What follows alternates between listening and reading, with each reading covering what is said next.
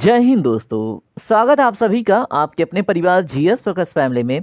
दोस्तों, आज के इस वीडियो सेशन के माध्यम से हम समझेंगे कि आगे के एग्जामों के लिए आपकी स्ट्रेटजी क्या होनी चाहिए। देखिए, 6 फरवरी का फर्स्ट शिफ्ट आपने देख लिया, सेकंड शिफ्ट भी मैंने अपलोड कर दिया है और 5 फरवरी 4 फरवरी में किस टाइप के क्वेश्चन आ रहे हैं और किस टॉपिक से कितने क्वेश्चन आ रहे हैं, ठीक है। तो उन सभी के ऊपर हम बात करेंगे इस स्ट्रेटजी वीडियो में और हम उन सभी प्रश्नों को देखेंगे जो एसएससी जीडी कभी न कभी अपने एग्जामों में पूछ रखा है, ठीक है, मतलब कि पास्ट के एग्जामों में। तो चलिए हम स्टार्ट करते हैं इस वीडियो को और देखते हैं किस विषय से कितने क्वेश्चन पूछे जा रहे हैं और हमें किस विषय से कितने कौन से टॉपिक पे फोकस करने हैं। तो चलिए बात करते हैं। सबसे पहले हम जीके और जीएस की स्ट्रेटजी बनाएंगे और इसमें शास्त्र, नृत्य, पंचवर्षीय योजना, हरित क्रांति, संविधान, मौलिक अधिकार, मौलिक कर्तव्य, वाद्य यंत्र और महत्वपूर्ण अनुच्छेदों से रिलेटेड सभी टॉप 15 क्वेश्चन देखेंगे, ठीक है, जो कभी न कभी एग्जामों में पूछे गए हैं और उनको आप बिल्कुल रट के जाइएगा एग्जाम में, क्योंकि वहां से प्रश्न पूछने की संभावना 95% के है, ठीक है। तो चलिए स्टार्ट करते हैं और सबसे पहले शास्त्रीय नृत्यों से संबंधित हम 15 क्वेश्चन देख लेते हैं फास्टली वन लीनियर फॉर्मेट में। तो देखिए यहाँ पे आपसे प्रश्न क्या पूछा जा रहा है, भारत में कुल कितने शास्त्रीय नृत्य हैं। तो दोस्तों आपको याद रखना है 8 प्रमुख शास्त्रीय नृत्य हैं, ठीक है। भारतनाट्यम नृत्य किस राज्य से संबंधित है। तो आपको याद रखना है तमिलनाडु से। कथक नृत्य की मुख्य विशेषता क्या है, ठीक है। तो देखिए कथक से रिलेटेड आपके 5 फरवरी के एग्जाम में फर्स्ट शिफ्ट में पूछा हुआ है ना। तो इसमें देखिए क्या है, भाव भंगिमा, पद संचालन और घुंघरू के प्रयोग पर आधारित है ये, तो आपको याद रखना है। कुचिपुड़ी नृत्य किस राज्य से जुड़ा हुआ है। तो दोस्तों आंध्र प्रदेश से। उड़ीसी नृत्य का ये उत्पत्ति कहाँ से हुई। तो दोस्तों उड़ीसी और उड़ीसा याद रखना बहुत सरल हो जाता है ना। उसके बाद अगर हम बात करें कथकली नृत्य का मुख्य केंद्र कौन सा राज्य है। तो दोस्तों केरल याद रखेंगे। मणिपुरी, तो दोस्तों ये नृत्य किस धर्म से प्रभावित है। तो दोस्तों मणिपुरी मणिपुर से संबंधित है और वैष्णव धर्म से संबंधित है, ठीक है, उससे प्रभावित है, तो आप याद रखिएगा। देखिए स्पीड फास्ट इसलिए है क्योंकि आपको भी समय बचाना है और मुझे कम समय में आपको बहुत सारी चीजें प्रोवाइड करनी है ना। उसके बाद मोहिनी अट्टम नृत्य शैली किस राज्य से संबंधित है। तो केरल से। तो दोस्तों आप एक चीज याद रखेंगे, जहां पे भी जिस नृत्य में अट्टम दिखे तो वो मोस्टली ना 99% केरल से संबंधित होता है, तो ये भी चीज अपने दिमाग में बिठा लीजिएगा, ठीक है। उसके बाद भारतनाट्यम है, तो इसमें प्रयोग होने वाली हस्त मुद्राओं को क्या कहते हैं। तो दोस्तों इनको हम बोलते हैं मुद्रा, ठीक है। ये इकोनॉमी वाला मुद्रा नहीं है, ये नृत्य वाला मुद्रा है। कथकली में कलाकार किस प्रकार के मुखौटे पहनता है, ऐसा प्रश्न बने तो दोस्तों भारी मेकअप करता है, रंगीन चेहरे की सजावट होती है किसमें, कथकली में। चलिए बात करते हैं अन्य प्रश्नों पे। कौन सा शास्त्रीय नृत्य सबसे प्राचीन माना जाता है। तो दोस्तों भारतनाट्यम, ठीक है, और ये भरतनाट्यम कहाँ से संबंधित है, तमिलनाडु से। कौन सा नृत्य शैली दक्षिण भारत की प्रमुख शैली है। तो दोस्तों ये भारतनाट्यम ही है। कथक का संबंध किस राज्य से है मोस्टली। तो दोस्तों उत्तर प्रदेश से। कौन सा शास्त्रीय नृत्य नाटक और संगीत का मिश्रण होता है, बहुत इंपॉर्टेंट क्वेश्चन दोस्तों, ये कुचिपुड़ी है। उसके बाद शास्त्रीय नृत्य के प्रशिक्षण का प्रमुख ग्रंथ कौन सा है। तो दोस्तों वो है नाट्य शास्त्र। ये भी प्रश्न कई बार एसएससी जीडी पूछ चुका है, ठीक है। अब हम बात करेंगे पंचवर्षीय योजनाओं से रिलेटेड 15 क्वेश्चन के ऊपर, क्योंकि यहाँ से बार बार हर एक एग्जाम में हर एक शिफ्ट में 1 से 2 क्वेश्चन पूछे जा रहे हैं। तो यहाँ पे देखिए अगर आपसे प्रश्न बनता है कि भारत में पहली पंचवर्षीय योजना कब लागू हुई, तो 1951 से 56 के बीच में, याद रखेंगे। पहली पंचवर्षीय योजना का मुख्य उद्देश्य दोस्तों क्या था, कृषि विकास, ठीक है।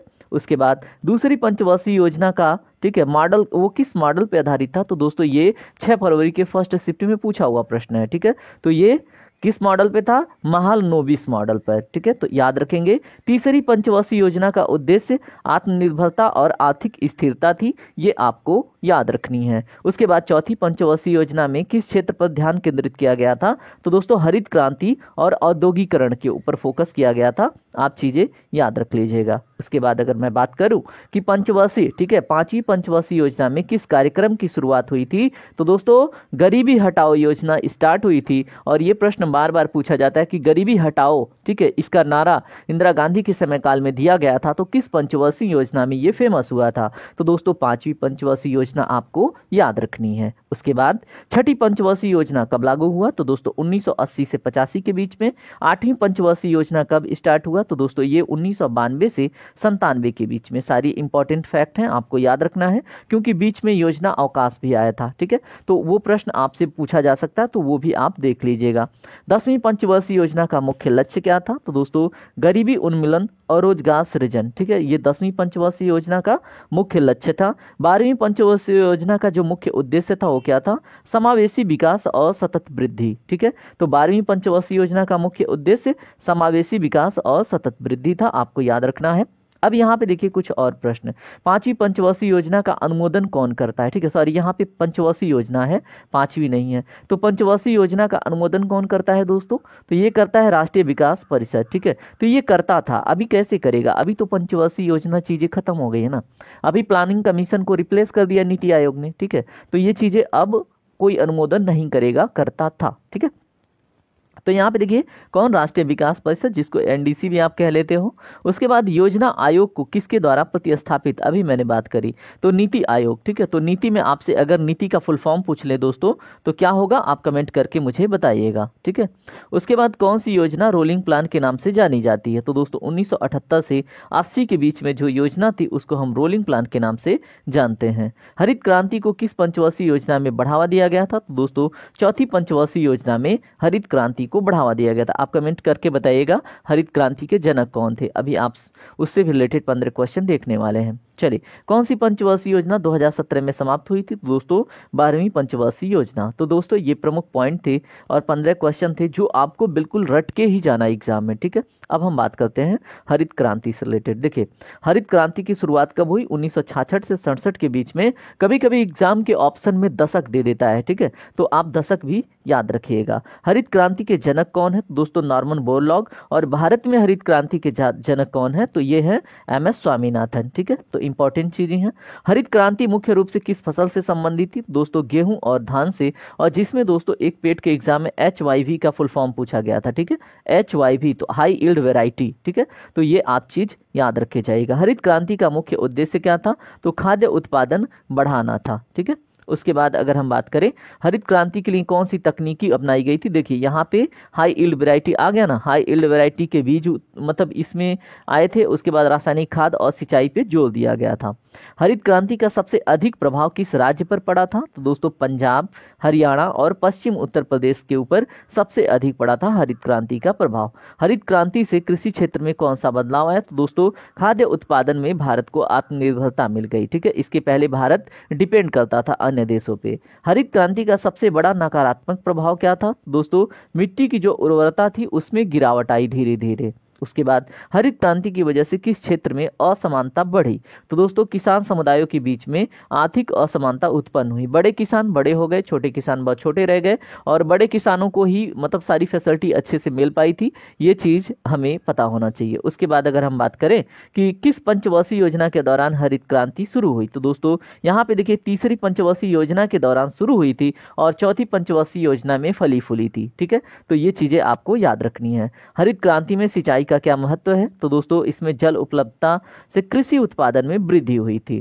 कौन सी फसल हरित क्रांति से कम प्रभावित हुई? तो दोस्तों दलहन और तिलहन ये हरित क्रांति से कम प्रभावित हुए फसल है, और ये प्रश्न पूछा जा चुका है। ठीक है, और यहाँ पे देखिए हरित क्रांति के अंतर्गत इस्तेमाल होने वाली उन्नत बीज कौन से थे? तो दोस्तों आप याद रखेंगे मैक्सिकन गेहूं था और IR8 धान था। ठीक है, ये मोस्ट इंपॉर्टेंट क्वेश्चन आपसे पूछा जाएगा और पूछा जा चुका है। ठीक है, तो आपसे ये बनेगा प्रश्न। हरित क्रांति के तहत किस प्रकार की खेती को बढ़ावा मिला? तो दोस्तों व्यावसायिक और मशीनीकृत खेती को बढ़ावा मिला था, हमको याद रखना है। उसके बाद हम देखेंगे संविधान, मौलिक अधिकार, मौलिक कर्तव्य से संबंधित प्रश्नों को। तो देखिए यहाँ पे क्या है, पहला प्रश्न अनुच्छेद 14 किस अधिकार से संबंधित है? दोस्तों ये समानता के अधिकार से संबंधित है और ये ब्रिटिश कॉन्स्टिट्यूशन से लिया गया है। ठीक है, अनुच्छेद 21 किससे संबंधित है? दोस्तों जीवन और व्यक्तिगत स्वतंत्रता के अधिकार से संबंधित है। ये मोस्टली पूछा ही जाता है। ठीक है, बहुत सारे एग्जामों में पूछा जाता है। अनुच्छेद 32 मतलब ये किसको रक्षा प्रदान करता है? दोस्तों ये मौलिक अधिकारों को रक्षा प्रदान करता है। अगर आपके मौलिक अधिकारों का कोई भक्षण करता है मतलब उसको हार्म पहुंचाता है, ठीक है, तो आप सीधे सुप्रीम कोर्ट अनुच्छेद 32 के अंतर्गत जा सकते हैं और अनुच्छेद 226 के अंतर्गत आप हाई कोर्ट का दरवाजा खटखटा सकते हैं। ठीक है, अनुच्छेद 44 में क्या प्रावधान है? दोस्तों यूनिफॉर्म सिविल कोड का प्रावधान है। ठीक है, तो याद रखिएगा। अनुच्छेद 51 ए के अंतर्गत क्या है? तो दोस्तों ये मौलिक कर्तव्यों से संबंधित बात करता है और आपको पता होना चाहिए 42वें संविधान संशोधन 1976 में ये आया था मौलिक कर्तव्य, ठीक है। और कहाँ से? ये एसएसआर कॉन्स्टिट्यूशन से भारत में आया था। उसके बाद अनुच्छेद 72 के तहत राष्ट्रपति कौन सा अधिकार प्राप्त है राष्ट्रपति को? तो दोस्तों वो क्षमा कर सकता है, दंड माफी कर सकता है, निलंबन कर सकता है और दया याचिका का अधिकार है, ठीक है। तो अनुच्छेद 72 के अंतर्गत पार्डन पावर है किसके पास? राष्ट्रपति के पास। अनुच्छेद 74 का क्या अभिप्राय है? इसमें क्या प्रावधान है? इसमें राष्ट्रपति प्रधानमंत्री और मंत्रिपरिषद की सहायता से सलाह लेना इसके लिए अनिवार्य है, ठीक है। तो राष्ट्रपति कोई भी कार्य करना चाहते हैं, कोई भी योजना लागू करना चाहते हैं, उसमें प्रधानमंत्री और मंत्रिपरिषद की सहायता और सलाह इनके लिए अनिवार्य है, ठीक है। ये चीजें याद रखनी है। अनुच्छेद 110 किससे संबंधित है? तो ये मनी बिल से संबंधित है। अनुच्छेद 123 किससे संबंधित है दोस्तों? तो ये राष्ट्रपति का अध्यादेश जो जारी होता है, जैसे मान लीजिए लोकसभा या राज्यसभा दोनों कार्यकाल में नहीं है, यानी कि कोई सेशन नहीं चल रहा है और कोई नियम कानून इमरजेंसी में बनानी है, तो राष्ट्रपति क्या करते हैं? ऑर्डिनेंस लाते हैं, अध्यादेश। तो वो अनुच्छेद 123 के अंतर्गत आता है, ठीक है। अनुच्छेद 148 में क्या है? तो दोस्तों इसमें कंट्रोलर ऑडिटर एंड जनरल की बात की गई है, यानी कि भारत के नियंत्रक और महालेखा परीक्षक की बात की गई है 148 के अंतर्गत। यहीं पे एक चीज और याद रख लेंगे, 76 के अंतर्गत दोस्तों अटॉर्नी जनरल ऑफ इंडिया की बात की गई है, वो भी इंपॉर्टेंट क्वेश्चन पूछा जाता है। अनुच्छेद 153 में किस पद से ये है? तो दोस्तों ये राज्यपाल से संबंधित है, आपको याद रखना है। अनुच्छेद 161 किससे रिलेटेड है? तो दोस्तों ये अगर राज्यपाल का, ठीक है, अधिकार की बात करें तो क्षमा और दंड माफी का अधिकार राज्यपाल को 161 के अंतर्गत मिलता है और राष्ट्रपति को 72 के अंतर्गत। लेकिन राज्यपाल जो है वो, अगर क्षमा की बात हुई तो किसी की मतलब मृत, अगर किसी को घोषित किया गया मृत्यु दंड मिला तो वो माफ नहीं कर सकते, ठीक है। अगर हम बात करें अनुच्छेद 280 की, ठीक है, तो ये किससे संबंधित है दोस्तों? ये वित्त आयोग का गठन से संबंधित है, ठीक है। किससे? वित्त आयोग के गठन से संबंधित। अनुच्छेद 356 किससे संबंधित है? तो राष्ट्रपति शासन से। अनुच्छेद 370 किससे संबंधित? दोस्तों जम्मू कश्मीर को जो विशेष दर्जा मिला गया था, ठीक है, जो 5 अगस्त 2019 को हटा दिया गया। तो क्या पता ये भी प्रश्न पूछ लिया जाए कि कब हटाया गया? तो दोस्तों 5 अगस्त 2019 को यह हटा दिया गया है और जम्मू कश्मीर को ये विशेष दर्जा देने की बात करता है, ठीक है। तो ये चीजें आपको याद रहनी चाहिए थी। उसके बाद देखिए और भी महत्वपूर्ण अनुच्छेद आपके सामने से होकर गुजर रहे हैं, वो हमने आपको करा दिया। अब पुस्तक और लेखक की बात कर लें, ठीक है, जो एसएससी जीडी कभी न कभी पूछ रखा है। गीतांजलि पुस्तक के लेखक रविन्द्रनाथ टैगोर है और इसी पुस्तक के लिए रविन्द्रनाथ टैगोर जी को क्या मिला था? आप कमेंट सेक्शन में बताएंगे, ठीक है। 1953 में इनको क्या मिला था, ठीक है। और 1913 में, सॉरी, उनको 1913 में क्या मिला था? फर्स्ट नोबेल प्राइज, ठीक है, साहित्य के क्षेत्र में। तो याद रखिएगा। रामचरितमानस की रचना किसने करी थी? तुलसीदास ने, ठीक है। उसके बाद गुलवीर की यात्रा पुस्तक के लेखक कौन है? तो दोस्तों जोनाथन स्विफ्ट हैं, याद रखेंगे, पूछा हुआ प्रश्न है। The discovery of India Jawaharlal Nehru की पुस्तक है, ये भी पूछा हुआ है एसएससी जीडी का। उसके बाद है अनाथ मूर्ति द्वारा लिखी, ठीक है, प्रसिद्ध कृति कौन सी है? तो दोस्तों संस्कार है, ठीक है। तो ये संस्कार भी पूछा जा चुका है, बस प्रश्न घुमाया गया है। मालगुडी डेज पुस्तक के लेखक कौन है? तो आर के नारायण जी, आपको याद रखना है इनका नाम, मालगुडी डेज। पृथ्वीराज रासो की रचना चंद्र बरदाई ने करा था, आपको पता ही होगा। उसके बाद अगर हम बात करें इंडिया विंस फ्रीडम पुस्तक के लेखक मौलाना अबुल कलाम आजाद हैं, ठीक है। द गाइड उपन्यास के लेखक कौन है? दोस्तों आर के नारायण हैं।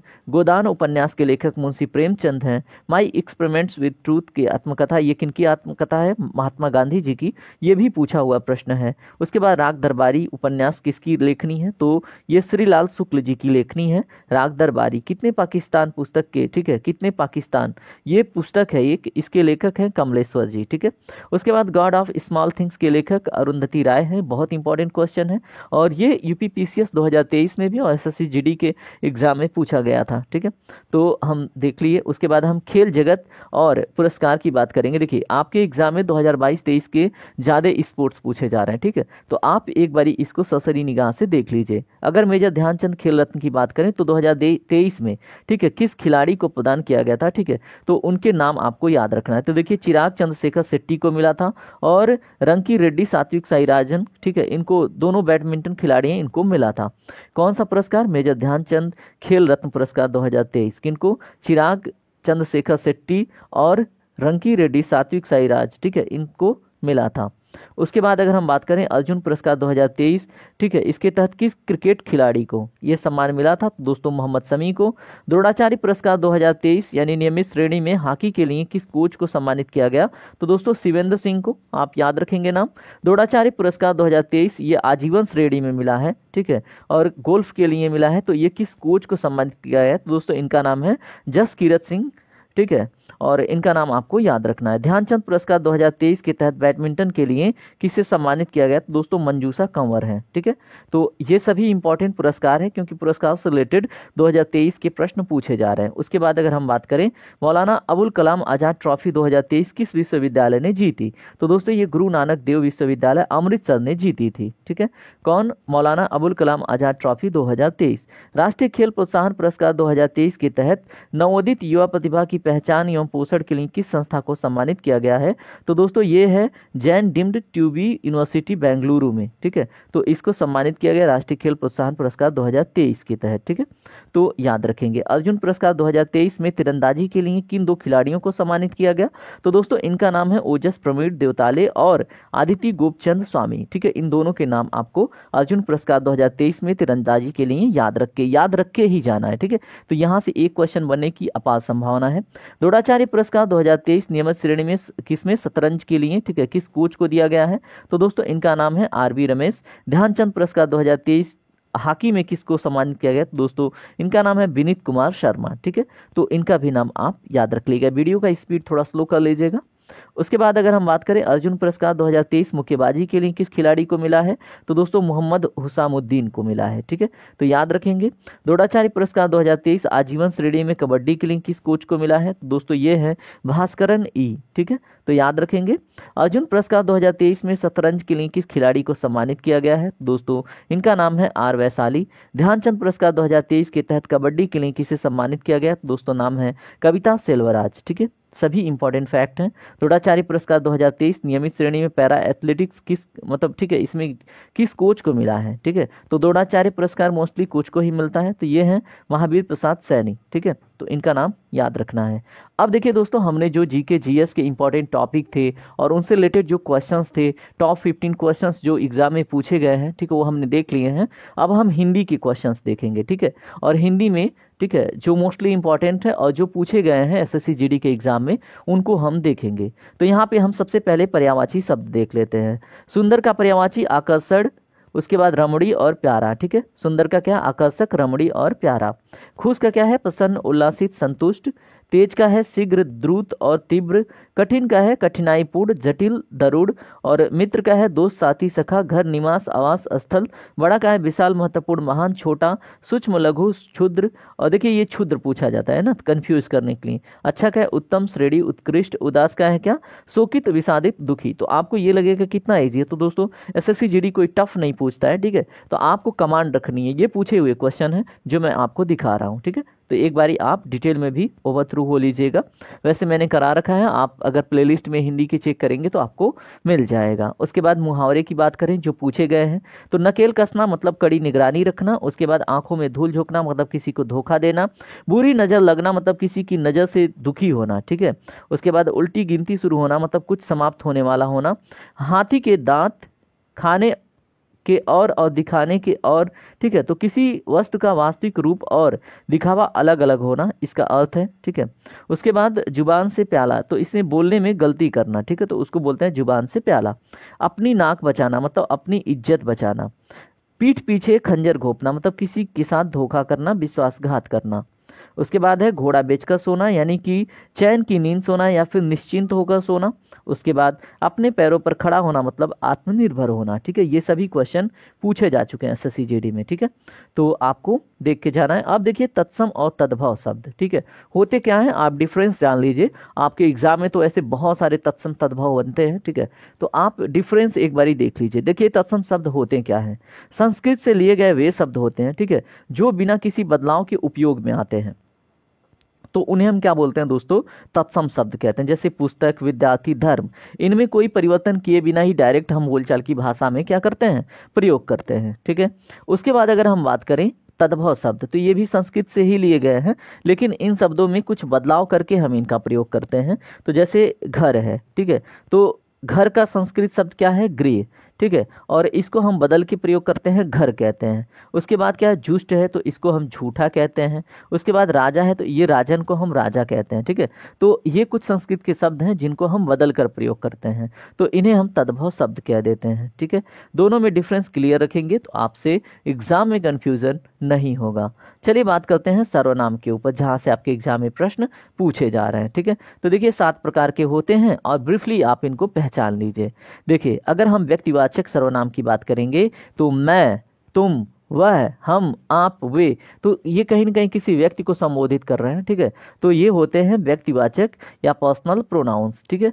तो आप याद रखिएगा। उसके बाद डिमॉन्स्ट्रेटिव प्रोनाउंस, जैसे होता है ना यह, वह, ये, वो, ठीक है। तो ये क्या होते हैं, जैसे एक बड़ा फेमस इंटरव्यू आपने सुना होगा यूपीएससी का, कि एक एग्जामिनर ने एक बार पूछा था कि एक जो कैंडिडेट थे वो नैपकिन्स यानी दस्ती निकाल रहे थे पॉकेट से, तो एग्जामिनर ने पूछ लिया था कि व्हाट इज़ दैट, ठीक है। तो वहाँ पे जो अभ्यर्थी थे जो इंटरव्यू दे रहे थे उन्होंने बताया था दैट इज डिमॉन्स्ट्रेटिव प्रोनाउन, ठीक है। तो आप यहाँ पे याद रखेंगे कि सूचक सर्वनाम क्या होता है। जैसे आप कहते हैं कि यह लड़का बहुत अच्छा है, ठीक है, तो यह जो शब्द है ये क्या है, डिमॉन्स्ट्रेटिव प्रोनाउन है।